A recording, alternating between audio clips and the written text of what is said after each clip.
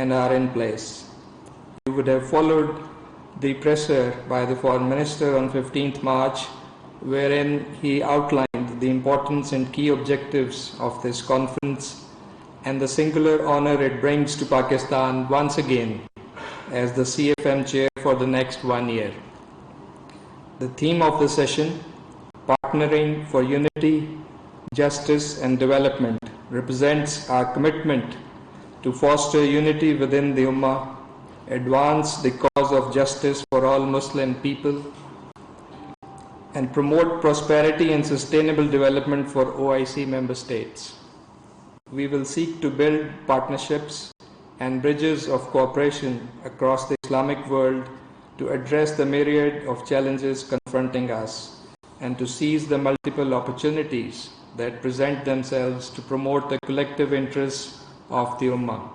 Prime Minister Imran Khan will make keynote address at the inaugural session of the conference.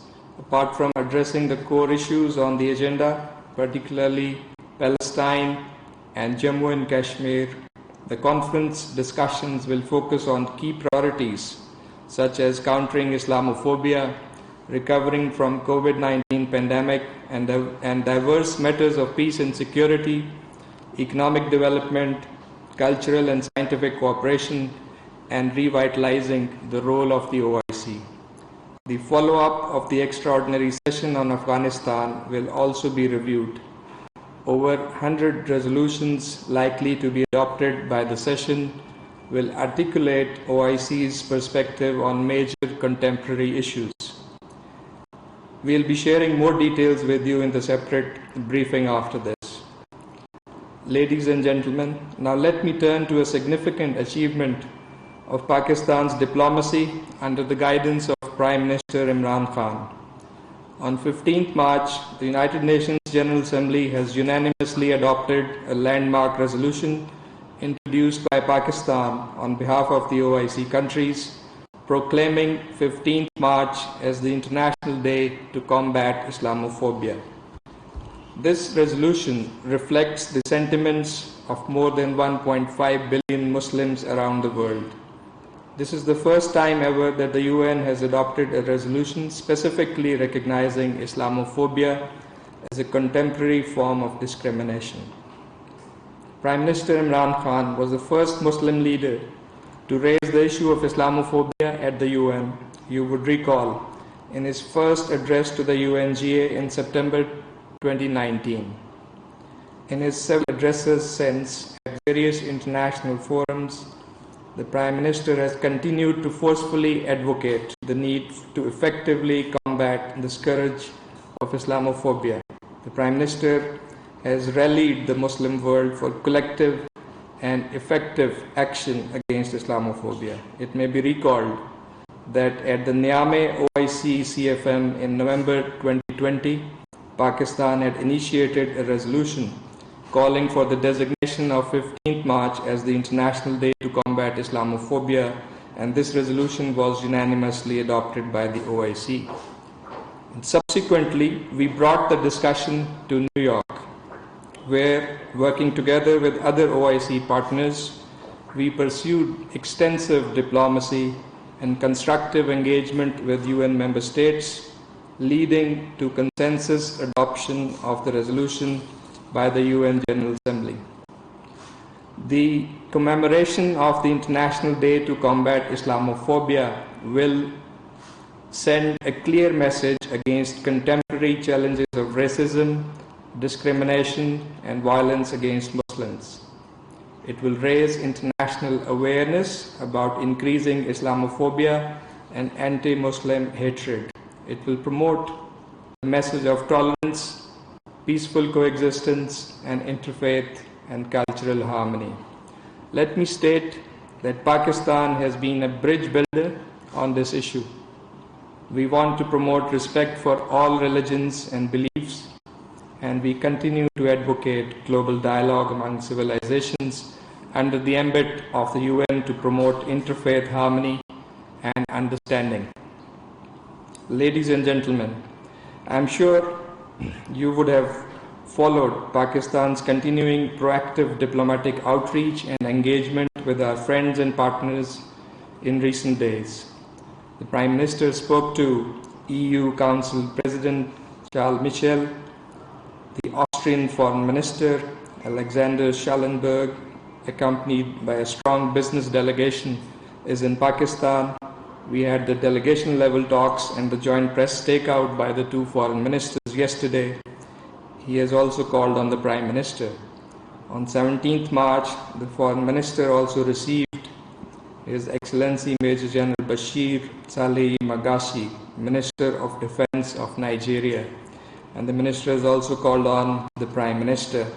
Earlier, on 10th March, the Foreign Minister met Michelle Bachelet, United Nations High Commissioner for Human Rights. The Foreign Minister underscored Pakistan's commitment to the promotion and protection of human rights and fundamental freedoms. The situation in Afghanistan came under discussion. The Foreign Minister also briefed the High Commissioner on the grave human rights situation in the Indian illegally occupied Jammu and Kashmir.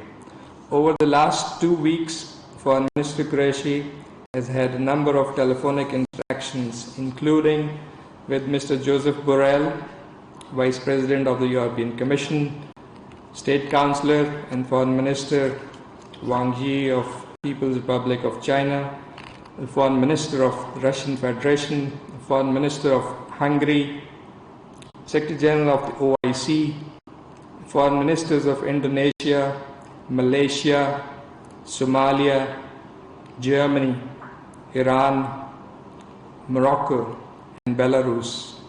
Separately, Foreign Secretary Sohail Mahmood received Ambassador Tariq Al-Bafid, Special Envoy of the OIC Secretary General of Afghanistan, and he also met Mr. Gasper Wieck, Germany's Special Representative.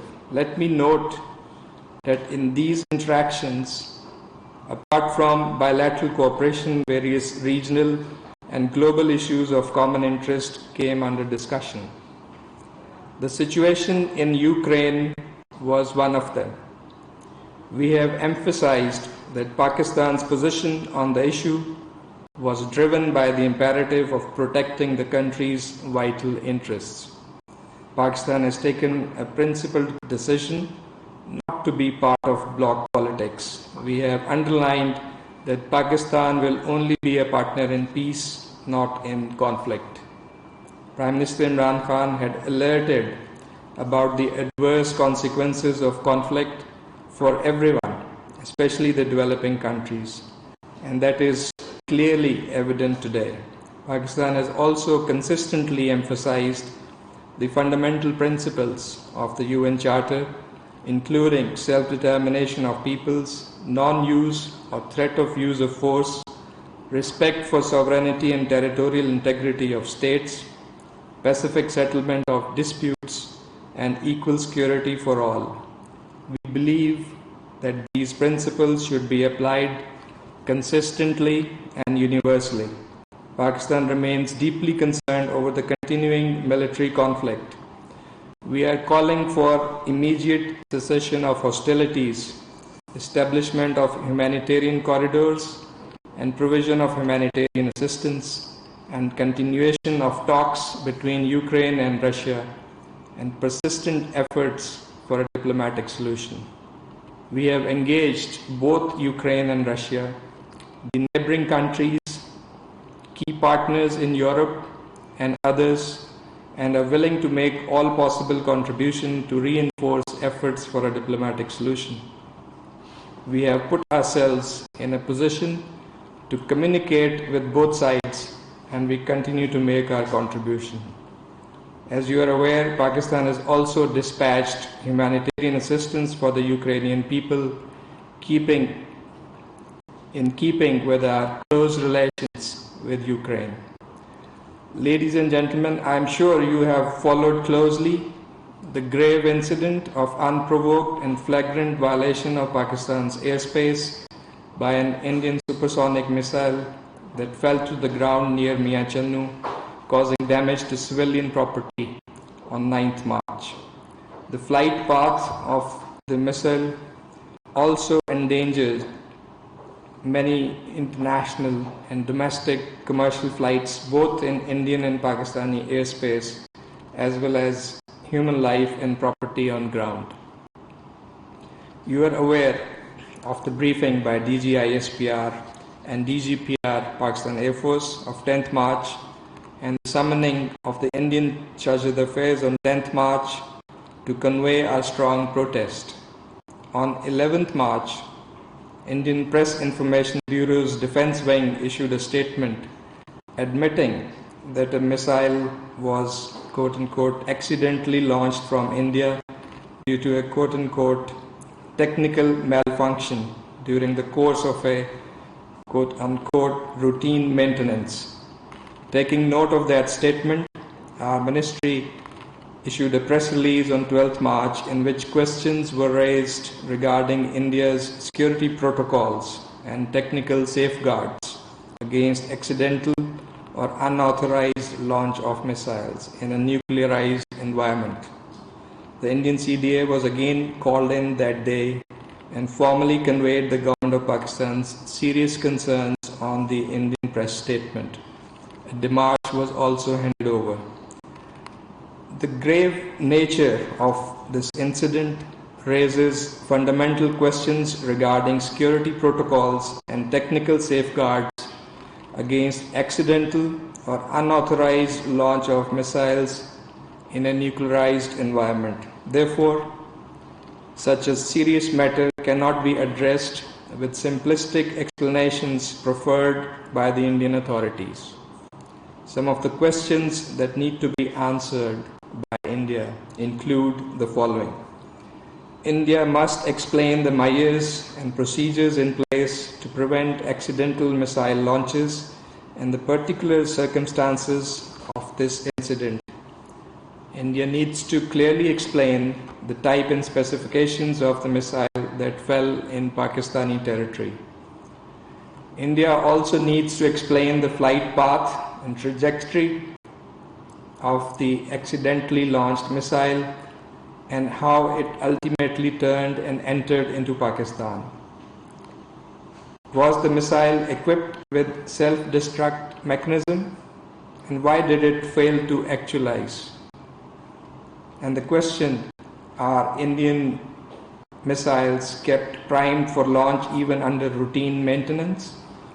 Why did India fail to immediately inform Pakistan about accidental launch of the missile and waited to acknowledge till after Pakistan announced the incident and sought clarification from India? Given the profound level of incompetence, India needs to explain if the missile was indeed handled by its armed forces or some rogue elements.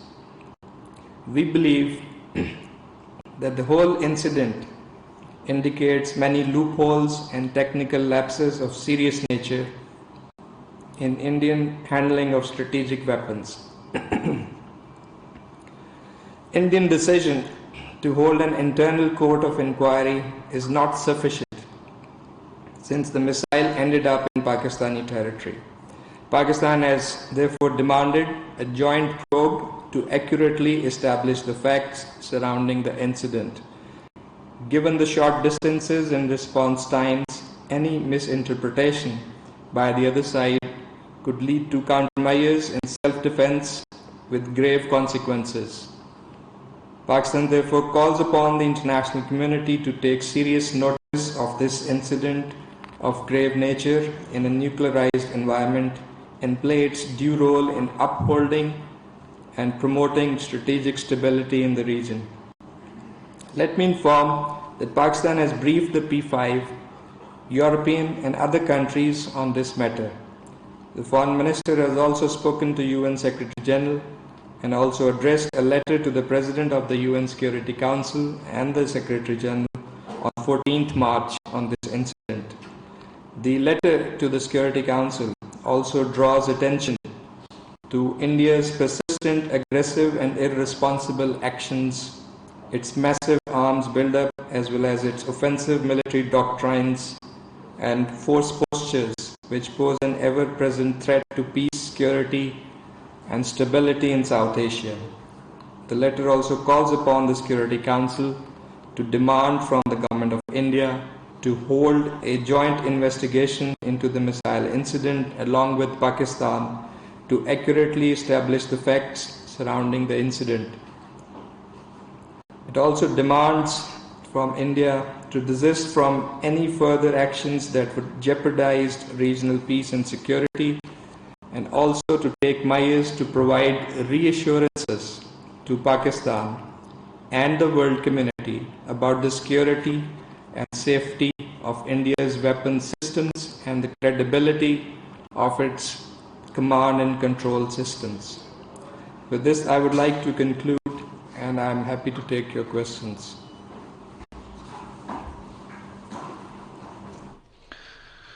OIC وزرائے خارجہ اجلاس میں Islamophobia اور مقبوضہ کشمیر کی صورتحال پر بات ہوگی۔ OIC وزرائے خارجہ اجلاس کے جو ممبران ہیں وہ 23 مارچ کی پریڈ میں بھی شرکت کریں گے۔